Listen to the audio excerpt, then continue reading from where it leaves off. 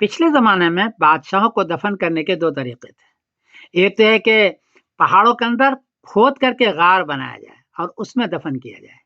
चुनांचे लुक्सर के मकाम पर 32 बादशाहों को दफ़न किया गया, इसी तरह गार के अंदर, पहाड़ों के अंदर। मैंने उसको देखा है। दूसरी शक्ल यह है कि पिरामिड और अहराम बनाया जाए।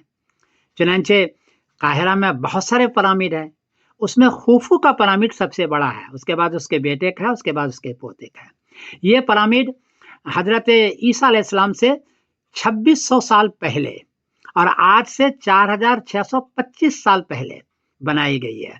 आप इस वीडियो में देखें कि वहाँ तक जाने के लिए रास्ता कितना तंग है और कितना टेढ़ा-मेढ़ा है, और आखिर में एक कमरा है जिसमें एक ही संगे मरमर को तराश करके खूफू की कब्र बनाई गई है और लगता है कि खूफू की लाश को उसी में रखी गई थी।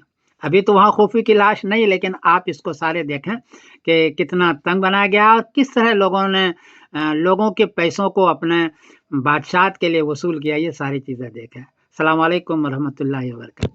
जो खूफू है, जो बड़ा पिरामिड है बादशाह का, बड़े बादशाह का, मैं उसके पास खड़ा हूँ और उसको देख